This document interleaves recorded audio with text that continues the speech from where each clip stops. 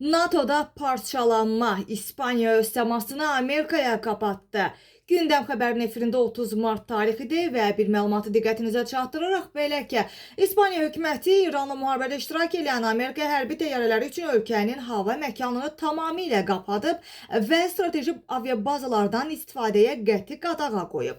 Bu barədə El Pais nəşri məhz hərbi mənbələrə istinədən belə bir məlumatı yayıb və sözü gedən məlumata göstərilir ki, rəsmi Madrid həmçinin Rota və Morondela Frontera ilə birgə hərbi bazalardan İrana qarşı döyüş əməliyyatları və ya yanacaq doldurma məqsədi ilə istifadə edilməsini qadağan edib.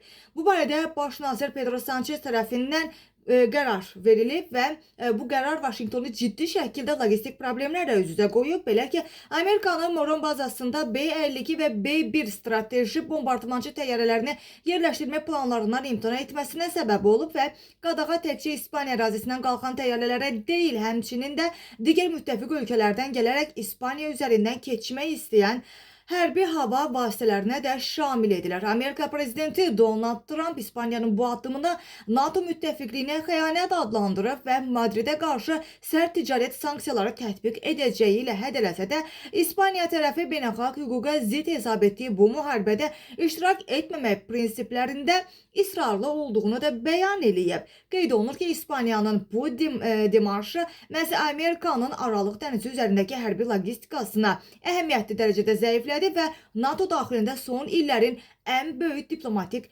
böhranına da yol açmış olur.